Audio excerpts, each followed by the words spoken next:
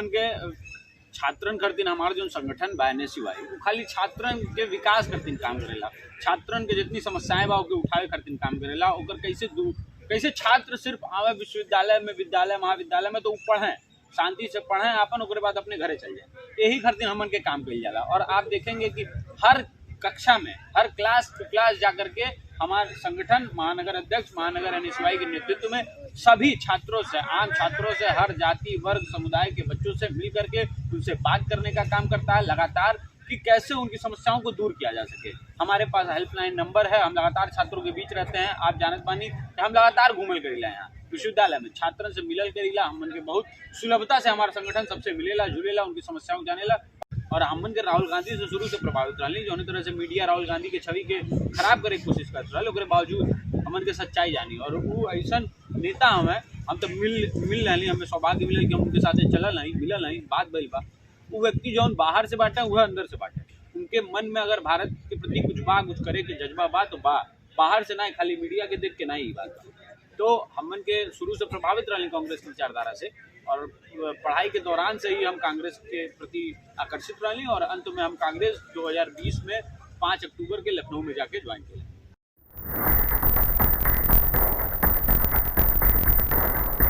Download करें भोजपुरी के पहला स्टोरी टेलिंग मोबाइल ऐप यायावरी वाया भोजपुरी प्ले स्टोर से, और डूब जाएं दुनिया भर के कहानियन के अद्भुत सागर में आपन भाषा भोजपुरी में। यायावरी वाया भोजपुरी, कथा कहानी आपन बानी। नमस्कार, प्रणाम। हम हैं अनुराग रंजन, अरुआ देख रहा बानी खबर भोजपुरी। खबर भोजपुरी की टीम लगातार सामाजिक, सांस्कृतिक, राजनीतिक मुद्दा पर चर्चा करेले। आज यही बीच हमनी के साथ चर्चा करे खातिर गोरखपुर विश्वविद्यालय के छात्र नेता आदित्य शुक्ला जी बनी। आदित्य शुक्ला जी के बारे में बताई कि यहाँ के गोरखपुर विश्वविद्यालय में छात्र राजनीति करते बनी, एक साथे साथे यहाँ के national student union of India के महानगर अध्यक्ष भी बने। बहुत बहुत स्वागत बा प्लेटफॉर्म पर। बहुत बहुत धन्यवाद। आज हम पहली बार भोजपुरी में केहू से बात करे जात बानी, हमके बड़ी खुशी बा और हम आपके बहुत धन्यवाद देते हैं। आदित्य शुक्ला जी, आज के जौन दौर बा, हमनी ऐसा युवा जे पढ़ाई लिखाई करता ओकर सपना रहेला कि बढ़िया जॉब मिल जाओ, अच्छा ओमे सैलरी पैकेज होके तो आराम से सुख चैन से जिंदगी कटी। केहू आज के दौर में जो नॉर्मल इंसान बहुत चाहता कि हमरा संघर्ष ना करे के पड़ो, आराम से हमारी जिंदगी नहीं बह जाओ। लेकिन रउरा जो राजनीति के क्षेत्र चुनले बनी, एकदम मुख्य तौर पर संघर्ष के क्षेत्र, तो रउरा का सोच के मने फिर क्षेत्र में कोई नहीं। देखिए, दो चीज़ होला। सबसे पहले या तो हम टीवी पे बैठ के जो लोग करता ना, जो राजनेता बाटे हैं समाज में, उनके देख के या हम ही कह सकते हैं कि गलत करता ना, या तो हम खुद वो क्षेत्र में जाके मेहनत करके वहाँ तक पहुँच के वो चीज़ को सुधार सकते हैं। तो हम दूसरा वाला चीज़ चुनी। हम सोचली कि ऐसा ना कल जाए कि खाली बैठ करके टीवी में और देख के ये कहल जाए कि ये गलत कर रहे हैं, इसको सही करना चाहिए। हम सोचली कि हम जाके वहाँ अगर हम बेहतर कह सकते हैं वहाँ से, तो हम जाएँ वहाँ। तो यही कारण रहा कि हम लोग जो है इस क्षेत्र में आए और इस क्षेत्र में बेहतर काम करे के सोचते हैं और लगातार मेहनत करते हैं। बाकी ईश्वर के हाथ में बा, मेहनत अपने हाथ में बा। संघर्ष हर क्षेत्र में बा। कोई व्यक्ति अगर नौकरी करता तो उनमें संघर्ष बा, एहू क्षेत्र में संघर्ष बा। ठीक है, एक बार जीवन ईश्वर देला है, उनमें आदमी संघर्ष करके अब ईश्वर की मदद मिली तो आगे जा ही, नहीं तो फिर मेहनत करी, लोगों के साथे रही। जैसे कि आमतौर पर मानल जाला कि जो राजनीति के क्षेत्र बा ये वंशानुगत होला। जैसे कि मान ली कि अगर पापा मम्मी दादाजी अगर ये क्षेत्र में बनी तो आदमी कैरी करेला, चला हम नेता बने। लेकिन जहाँ तक हमारा जानकारी बा, रउरा बिल्कुल एगो अलग बैकग्राउंड से आवे नहीं, और रउरा राजनीति में संघर्ष कर रहा बनी, आगे बहुत अच्छा कर भी रहा बनी। तो बैकड्रॉप जन बा एक पीछे राजनीति के, रउरा कहाँ से शुरू कैनी, कैसे रउरा छात्र राजनीति में आ गई, फिर कांग्रेस के जो नेशनल स्टूडेंट यूनियन विंग बा ओकर महानगर अध्यक्ष के शपथ तय कैनी, तो ये कैसे सब पॉसिबल भाई? देखिए, एक बहुत सामान्य बात जानी, हम एक बहुत सामान्य परिवार से आइला, बहुत सामान्य परिवार। राजनीति में दूर दूर तक केहू से कोनो लेना देना नहीं बा, ठीक है। लेकिन कारण ये है कि अब अगर सामान्य परिवार के लेके बाहरे ना ही हैं, वो अगर ना ही राजनीति में ही है तो कैसे राजनीति में बदलाव हो। आप बात करिए नेपोटिज्म के, परिवारवाद के बात होला हर क्षेत्र में, लेकिन राजनीति में परिवारवाद के बात नहीं होला। और जो कि राजनीति में सबसे ज्यादा परिवारवाद बा। आप देखब कि विधायक के पत्नी बहु ब्लॉक प्रमुख रही हैं, प्रधान रही हैं, परिवार से ही सारी चीजें सब चीज हो जाला। तो जो सामान्य परिवार के लेके आखिर में वो तो कुछ कल चाहते हैं समाज करते हैं। और आप अगर समाज में बड़ा काम करना चाहते हैं, बड़ा बदलाव लाना चाहते हैं, तो आपको राजनीति में आना ही पड़ेगा। ये एक ऐसा क्षेत्र है, ये ऐसा क्षेत्र बा जहाँ से आप बहुत बड़ा बदलाव कर सकीला। छोट बदलाव करे हर दिन आप नौकरी करके सारे आदमी जितने समाज में आदमी बाटे सब न कहीं सामाजिक आदमी हमें, सब समाज के लिए कुछ न कुछ कर रहा बाने। लेकिन अगर आप समाज करके कुछ बड़ा कर चाहते हैं तो आपके राजनीति में आएगा। तो हम सामान्य परिवार के लोगन के हम चाहिए कि जो युवा हमें उनका हमन के हिम्मत बनी, उनके साथ हम कहें कि मेहनत कही जाए, साथे मिल के मेहनत कही जाए, संघर्ष कही जाए, यही क्षेत्र में हम सब कह सकेगा। ऐसा नहीं बाकी हमन कर दिन खाली प्राइवेट नौकरी और सरकारी नौकरी IAS PCS बनेगा। राजनीति आखिर में केहू के पिताजी के तह नहीं कि वह लोग करी, सभी परिवार के लोग करी और संघर्ष करे के बाद और कहीं ना कहीं हमके लगेगा कि जो सामान्य परिवार के लड़के होला उनके अंदर अधिक प्रतिभा हो, वो बेहतर कह सकें राजनीति, हर क्षेत्र में वो बेहतर कह सकें, लेकिन उनके उतना अवसर नहीं मिलेगा। कहीं ना कहीं उनकर मानसिक रूप से उनके रोक देवल जाला, कल जाला तोरे खातिर नहीं बन। कोनो क्षेत्र में आप आए, खासकर राजनीति में जब आए तो आपके हर दूसरा आदमी जो मिली वो बहुत फ्री में मुफ्त में एक के बात कही कि नहीं हो पाई, कहें कि आपके लगे पैसा नहीं बा, आपके लगे लोग नहीं बा, आपके पिताजी विधायक सांसद नहीं रहल बा, आपके परिवार में कोई प्रधान नहीं रहल बा, तो ये हर दूसरा आदमी कही। लेकिन जब आप अच्छा कर रहा, जब आप सफल हो, तनी तनी लोगन के लगी कि ठीक करब, तो लोग यह लोगवा के बात बदल जाला, तो लोग कहे लगी कि हमके लगत रहल कि आप सफल हो जाए, आप बेहतर करब। हम कहत रहली आपसे ना कि हमारे साथ अनुभव भाई, हमारे अपन खुद के अनुभव बा, निजी अनुभव बा। तो ए नाते सभी केहू जे भगवान जे के जीवन दे दहला वो आई, तो वो जौन भी सोच सकता वो कह सकता, जे मेहनत करी ईमानदारी से आगे बढ़ी वो कुछ कह सकता। हम रोसी को सवाल जाने के चाहें कि कांग्रेस के जो स्टूडेंट विंग बा नेशनल यूनियन ऑफ इंडिया एक महानगर अध्यक्ष बनी, तो महानगर अध्यक्ष होने के नाते कांग्रेस खातिर हुआ जो विंग बा स्टूडेंट विंग छात्रन के बीच में क्या करता है। देखिए हमन के छात्रन करतीन हमारा जो संगठन बा NSUI वो खाली छात्रन के विकास करतीन काम करेला, छात्रन के जितनी समस्याएं बा ओके उठावे करतीन काम करेला, ओकर कैसे छात्र सिर्फ आवे विश्वविद्यालय में, विद्यालय महाविद्यालय में तो वो पढ़ें, शांति से पढ़ें अपन, उसके बाद अपने घरे चल जाए, यही खातिर हमन के काम कल जाला। और आप देखेंगे कि हर कक्षा में, हर क्लास टू क्लास जाकर के हमारे संगठन महानगर अध्यक्ष महानगर NSUI के नेतृत्व में सभी छात्रों से, आम छात्रों से, हर जाति वर्ग समुदाय के बच्चों से मिल करके उनसे बात करने का काम करता है लगातार, कि कैसे उनकी समस्याओं को दूर किया जा सके। हमारे पास हेल्पलाइन नंबर है, हम लगातार छात्रों के बीच रहते हैं। आप जानत बानी हम लगातार घूमल करीला यहाँ विश्वविद्यालय में, छात्रन से मिलल करीला, हम उनके बहुत सुलभता से हमारा संगठन सबसे मिलेला जुलेला, उनकी समस्याओं को जानेला, और तमाम ऐसे पूर्व में ऐसे काम कई बा हमारे संगठन और अभिनय करता कि जो ऐतिहासिक है। जैसे एक बार छात्रावास के मुद्दा रहा कि छात्रन के कह देवल गई कि निकाला जाएगा, नोटिस आ गई, तो हमारे के ठंडी में 26 दिसंबर 2020 की ठंड रात में 2 बजे राती में हमन के बिना कपड़ा प्रदर्शन करी, और अंत में विश्वविद्यालय के ये कुलपति रहा इनके झुके पड़ा। तो ऐसा एक काम नहीं, वाटर कूलर मुख्य द्वार पे लगवाए काम हमारे संगठन कैले, हमन के लड़ करके ओके लगवाए काम कैली, तमाम ऐसा एक दो काम नहीं, तमाम कोरोना के समय में परीक्षा जो बा ओके टलवाए काम हमारे संगठन कैले, कहें कि छात्र नहीं आ सकते हैं, उनके जीवन के संकट में। तो तमाम हमारे संगठन के काम सिर्फ और सिर्फ छात्रों का विकास, कैसे हम छात्रों के लिए कुछ बेहतर कर सकें वही करना है। चंदा हम लोग नहीं लेते हैं, चंदा जी भी संगठन नहीं है, हम आरा संगठन 1 रुपया किसी छात्र से नहीं लेता है, और बाकी संगठनों का काम सिर्फ और सिर्फ यही है कि चंदा लेने का काम। हमारा संगठन किसी प्रकार का कोई रुपए की मांग नहीं है, निःशुल्क सुविधा छात्रों की।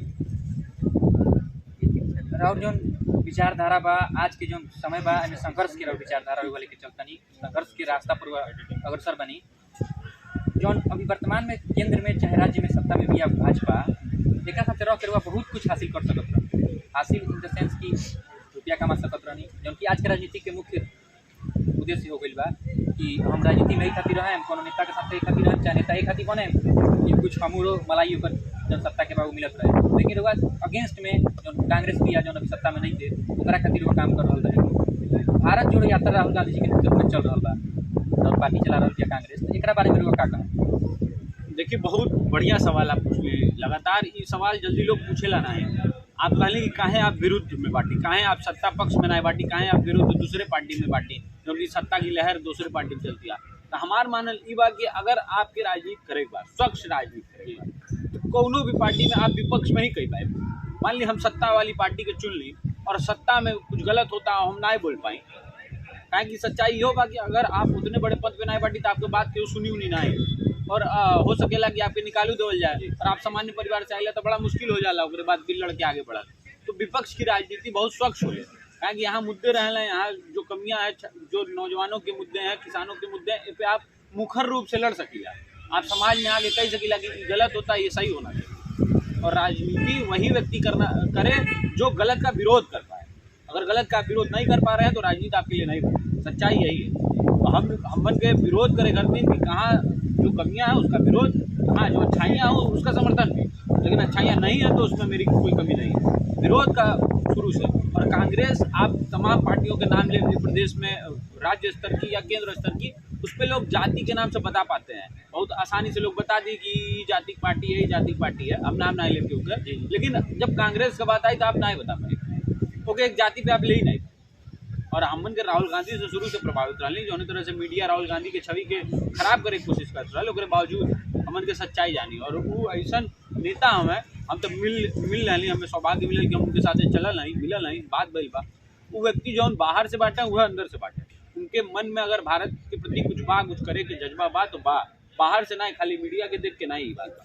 तो हमन के शुरू से प्रभावित रही कांग्रेस की विचारधारा से, और पढ़ाई के दौरान से ही हम कांग्रेस के प्रति आकर्षित रही, और अंत में हम कांग्रेस 2020 में 5 अक्टूबर के लखनऊ में जाके ज्वाइन किया। जौन भारत जोड़ो यात्रा चल रहा बा, एक दौरान रहुआ लगातार घूमल बानी क्षेत्र में, जौन कांग्रेस के लेके हमनी के समाज जौन बा जौन एगो विचारधारा बना ले बा, क्योंकि कांग्रेस अब लगभग 8 साल 9 साल 10 साल होते जा रहा सत्ता से बाहर भी या केंद्र के, और राज्य में भी तो सत्ता में खैर बहुत दिन से बाहर भी है यहाँ उत्तर प्रदेश में। तो रहुआ क्या बदलाव देखता नहीं, मैंने भारत जोड़ो यात्रा के इम्पैक्ट कैसे देखता नहीं? देखिए, भारत जोड़ो यात्रा का इम्पैक्ट बहुत बड़ा बा, काहे कि हम भारत जोड़ो यात्रा में गए लानी, और हम चलनी है शुरू से राहुल गांधी जी के साथ।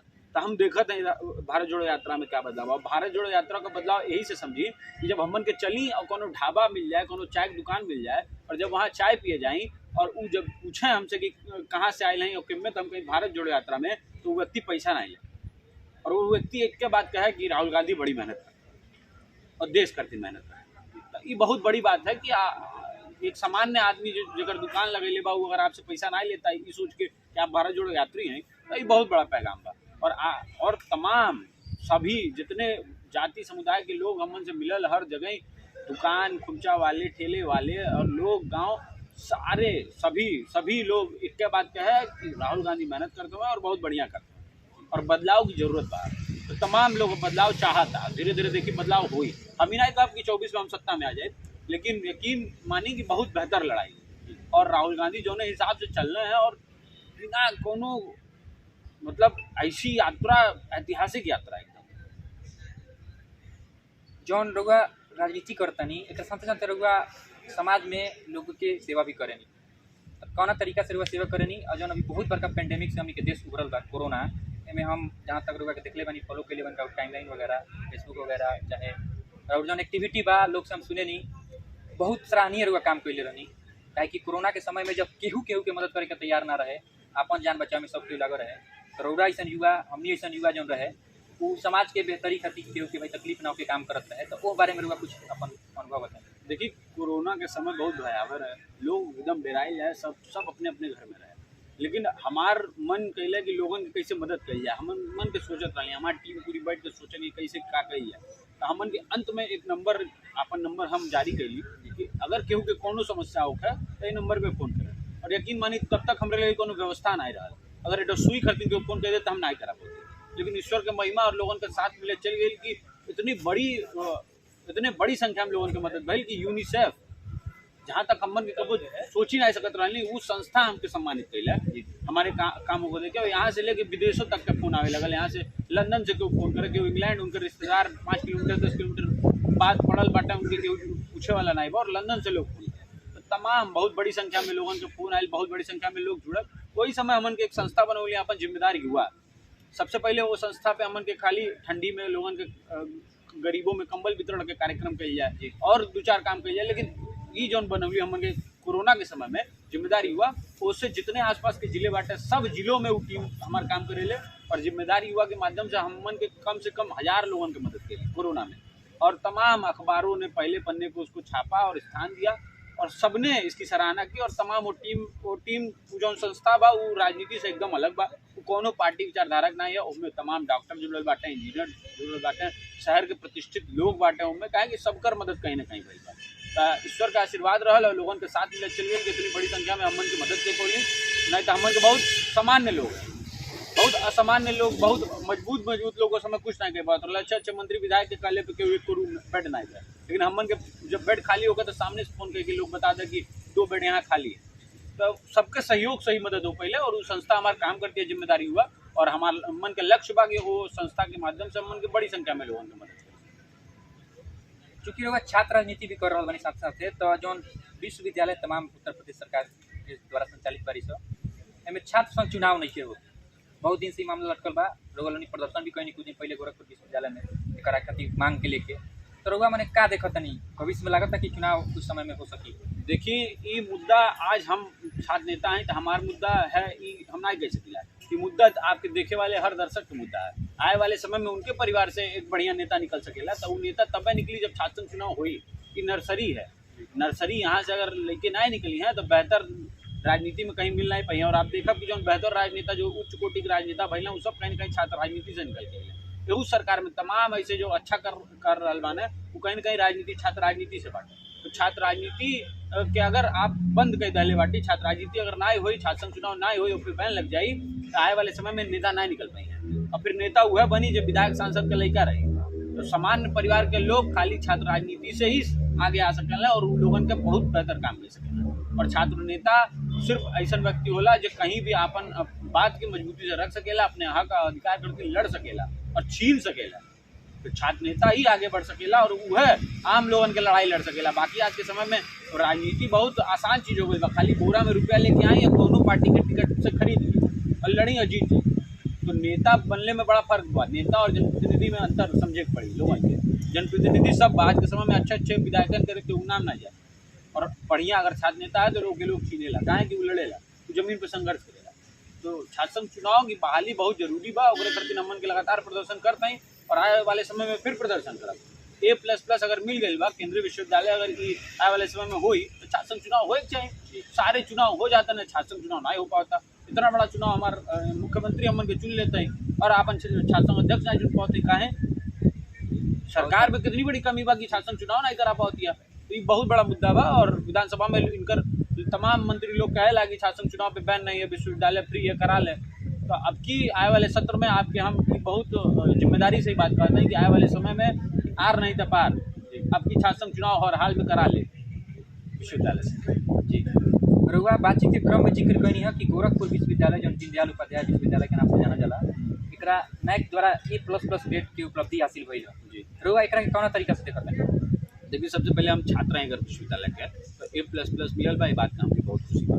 हम आपके भी बधाई देते हैं, हम खुद के भी बधाई देते हैं और तमाम छात्रों को भी बधाई देते हैं। लेकिन एक सच्चाई का बा, अगर विश्वविद्यालय A++ बा तो A++ वाली व्यवस्था भी तो छात्र के मिले चाहिए। वो व्यवस्था अगर काहे नहीं मिलता? छात्र संघ चुनाव तो खैर छात्र नेताओं का मुद्दा हो गया, अगर लोग कहता खैर छात्रों का सबसे बड़ा मुद्दा है पहला। लेकिन और भी तो तमाम असुविधाएं बा, काहे छात्रों का रिजल्ट खराब होता, काहे एजेंसी पे आप बैन नहीं लगा पाते हैं, काहे तमाम असुविधाएं बा, रिजल्ट समय से नहीं होता, पेपर समय से नहीं होता, लइकन का एनरोलमेंट समय से नहीं होता, कई लइकन के भर्ती नहीं हो पाए एक चक्कर में कि रिजल्ट समय से नहीं मिल पाए। तो A++ सिर्फ कागज पे हो गए से काम नहीं चले। A++ अगर आप हैं तो वो तरीके से काम करें, ये दिखे चाहिए। हम अगर जमीन पे ये काम दिखी तो हम A++ मानब, नहीं दिखी तो हम नहीं मानब। और हम चाटुकारिता करते कहीं कि A++ में जाकर मिठाई खिलाएं तो ये गलत है। हमार अगर क्यों सबसे बड़ा हितैषी है तो छात्र में, और हमन का हितैषी छात्र का है। हमन से विश्वविद्यालय कुलपति से अध्यापकों से बहुत ज़्यादा लेवे देवे नहीं बा, वो अपन पढ़ाइए, हमारा सम्मान है, गुरु हमें, हम प्रणाम करब और घरे जाए। लेकिन छात्रों करती हम लड़ब, उनके साथ खड़ा रह। जौन रुआ बात कहनी है कि छात्रन के रुआ नेता ही, छात्र खातिर रुआ लड़े नहीं, छात्र खातिर रुआ संघर्ष करें, छात्र के सहयोग करें। तो जौन गोरखपुर विश्वविद्यालय में जौन राजनीति रुआ कर रहा बनी छात्र राजनीति, एक बारे में अपना जौन युवा लोग बा विश्वविद्यालय के क्या संदेश दें? आपके माध्यम से, आपके चैनल के माध्यम से हम विश्वविद्यालय के तमाम छात्र छात्राओं को एक संदेश देना चाहते हैं कि आप सब मन से पढ़ें और कहीं कोनो दिक्कत समस्या होकर तो आप हमसे संपर्क करिए, हमारी टीम से संपर्क करिए। हम मन के हर समय आपके खातिर उपलब्ध बाटी। और कोनो प्रकार के विश्वविद्यालय कहे कि अनियमितताएं विश्वविद्यालय में खाली भरल बाटी तो आपके परेशान कही जाए, लेकिन परेशान हो जरूरत नहीं बा। आप कोनो समस्या हो कब्बो 24 घंटा आप 7 दिन हमसे संपर्क कर सकीला और हम पूरी तन्मयता के साथ आपके समस्या के समाधान करावे करती, हर मुमकिन लड़ाई लड़े के तैयार बानी। जी।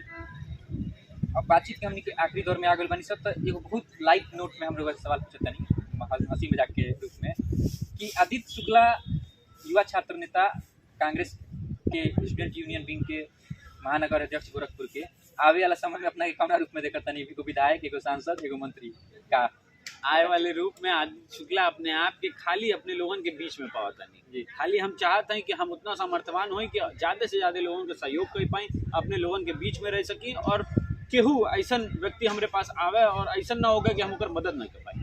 हम सांसद, विधायक, मंत्री बनम नहीं बनम ईश्वर के हाथे में बा, पता नहीं कल का होई, अगले 1 मिनट के पता नहीं बा, लेकिन हम सिर्फ और सिर्फ ईश्वर से यह मनाइला, सुबेरे उठिला तो उनके धन्यवाद दिला ये जीवन खरतीन, एक नए दिन खरतीन, और यह कहिला कि हे ईश्वर आज दिन भर में केहू व्यक्ति हमसे अगर मिले तो हम उनकर मदद कर पाए, हमसे वो निराश होकर न जाए। तो हम आए वाले समय में भी यह चाहब कि हम जितने ज़्यादा से ज़्यादा लोगों की मदद हो सके हम उनकर मदद कर सकें, उनके साथे रहें, यह हम चाहब। एक और चीज़ हम पूछे के चाहता नहीं, रोज चूँकि राहुल गांधी से मिलनी अब बहुत विपक्ष मैंने कांग्रेस के जो विपक्षी पार्टी बा चाहे जो सत्ता में भी वर्तमान बहुत सवाल उठाओ रहे कि राहुल गांधी के ठंडा काहे ना लगे, चूँकि मैं के जैकेट पर पूरा भारत जोड़ो यात्रा कर ले, तो रौरा ऐसा कुछ मजाक में वहाँ से सवाल पैनी कि देखिए राहुल गांधी जी से हमारी मुलाकात भइल तो हमारे गोड़े में चप्पल नहीं रहा, हमारे पैरे में कुछ रहा है, कारण कि उतनी भीड़ में हमारा जूता 10 किलोमीटर पहले ही निकल चुकल है, हम जूता खरीदे रुकली ना, हम चल गए। जब राहुल जी से मुलाकात भइल तो हमारे जूता के बारे में पूछला है, तो हम कहले जूता पीछे छूट गए, तो कहना ठंडी लग जाएगी, हम कहली ना जूता नहीं जरूरी बा, आप जरूरी है। तो वही विषय में फिर हम कहली कि जो है ठंडी के बारे में उनसे हम कहली कि जैकेट कुछ नहीं पहले बानी, आप ठंडा नहीं लगाता, तो हमसे बहुत विनम्रता से बहुत प्यार से एक बात कहना है कि जब अगर आपके लक्ष्य आपके दिखी तो आप सर्दी, गर्मी, बरसात, कठिनाई ये आपके कबो प्रभावित नहीं करेगी। ये बहुत बड़ी बात है। अगर आप सोचिए कि आपको अगर आपके यहाँ बैठल जहाँ बानी वहाँ से मेन गेटे पे जाए के बाद आपके क्यों प्रभावित नहीं कर पाए, आप पहुँच जाए। यही तरह उनका लक्ष्य क्लियर बा, वो अपने लक्ष्य के लेके बहुत क्लियर बना है कि उनके भारत के जोड़े के बा, सारे जाति, संप्रदाय, धर्म के लोगों के एक करे के बा, भारत के विकास करे के बा, ओकरे करते लड़ाई लड़े के बा। ये नाते उनके ठंडी, गर्मी, बरसात के पता नहीं चलता। खबर भोजपुरी परिवार और उज्जवल भविष्य के कामना करत हटे, ये उम्मीद करता है कि फिर जब राजनीतिक चर्चा परिचर्चा के दौर शुरू हुई, कोनो जरूरत पड़ी वैसा तो हमनी के फिर एक साथ बैठल जाई, तमाम राजनीतिक मुद्दा, सामाजिक मुद्दा, छात्रन के मुद्दा पर बातचीत कर जाई। हमनी के साथ बातचीत करे खातिर बहुत बहुत धन्यवाद। आपके भी बहुत बहुत धन्यवाद। और यकीन मानी भोजपुरी पूर्वांचल के लोगों के एकदम दिल के करीब बा। हमारी पहली भाषा है, हमार मदर टंग है हमार की भोजपुरी, और भोजपुरी में अभी खबर चलाओ थे तो ये आप खुद बधाई के पात्र बानी, आप धन्यवाद के पात्र बानी कि आप भोजपुरी जैसा भाषा के लेके समाज में चल रहे बानी, और हम खुद के बहुत सौभाग्यशाली समझते हैं कि आपके भाषा, आपके चैनल में हमें बोले के अवसर दिया। बहुत बहुत धन्यवाद, और आपके दर्शकों को भी बहुत सारा प्यार। जी धन्यवाद।